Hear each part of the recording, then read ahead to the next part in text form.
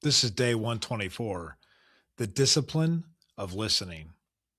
Real influence begins when you stop trying to be heard. I sat in a meeting last week and watched two smart people talk past each other for 20 minutes. One was explaining a technical problem, the other was offering solutions. Neither was listening. They were taking turns speaking, but the conversation was not moving forward. It was circling. By the time the meeting ended, nothing had been resolved, and both people left frustrated. The problem was not a lack of intelligence or effort. The problem was that neither person had stopped long enough to understand what the other was actually saying. This is the pattern I see most often in teams, sales calls, leadership conversations, and even relationships.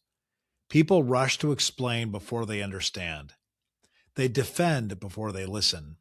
They offer solutions before they know the problem. The instinct is understandable.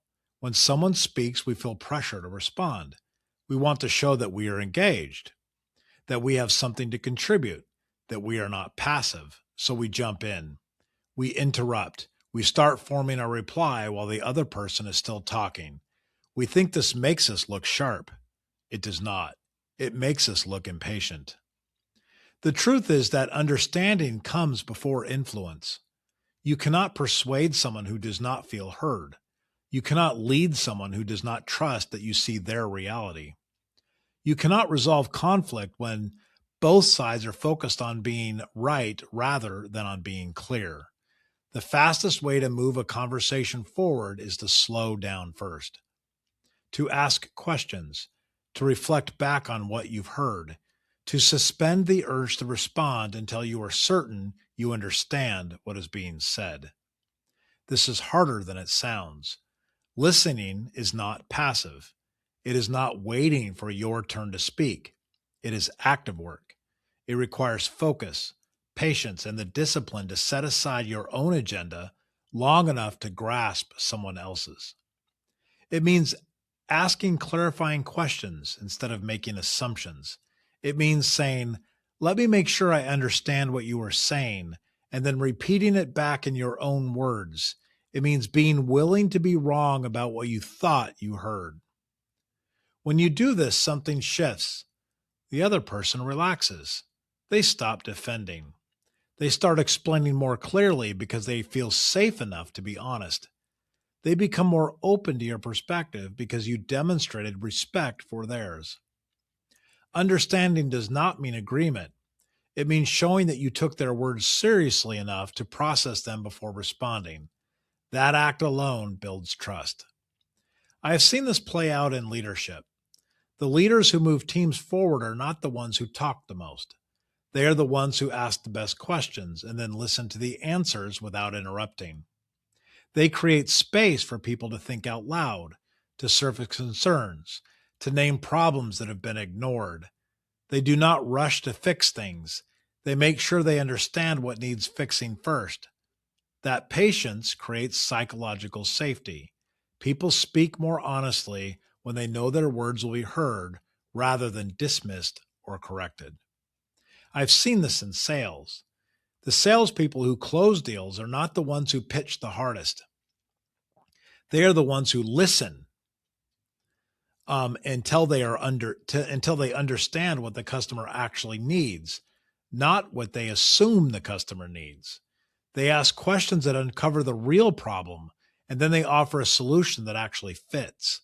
The customer feels understood, and that feeling creates trust. Trust creates openness, and openness is what creates the sale. I have seen it in conflict. The arguments that resolve are those in which both people stop trying to win and start trying to understand. They repeat back what they heard. They ask if they got it right. They acknowledge the other person's perspective before offering their own. That acknowledgement does not mean surrender. It means clarity. Once both sides feel heard, the conversation can move from defense to problem solving. The hardest part is the discipline to wait. When someone is speaking, your brain starts forming a response. You think you know where they are going. You think you have the answer. You want to jump in and show that you understand. But jumping in too soon breaks the connection.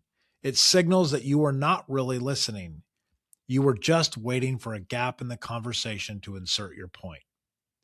So you have to train yourself to pause, to let the other person finish, to ask one more question before you respond, to say, "Tell me more about that," even when you think you already know. That extra moment of patience often reveals something you would have missed, a detail, a concern, a perspective that you had not considered. That new information changes your response. It makes your response better because it is grounded in what the other person actually said, not what you assumed that they meant. The fastest way to be persuasive is to listen deeply first. This does not mean you never speak. It does not mean you abandon your perspective or your goals. It means you earn the right to be heard by demonstrating your willingness to listen. When you do that consistently, people start seeking your input. They trust that you will take their words seriously. They know that when you respond, it will be thoughtful rather than reactive. That trust makes your influence stronger and not weaker. So the next time you're in a conversation that matters, try this. Before you explain, ask. Before you defend, clarify. Before you offer a solution, make sure you understand the problem. Repeat back what you heard and ask if you got it right. Suspend the urge to respond until you are certain you have listened fully. That discipline will feel slow at first, but it will move the conversation forward faster than any amount of talking ever could or will.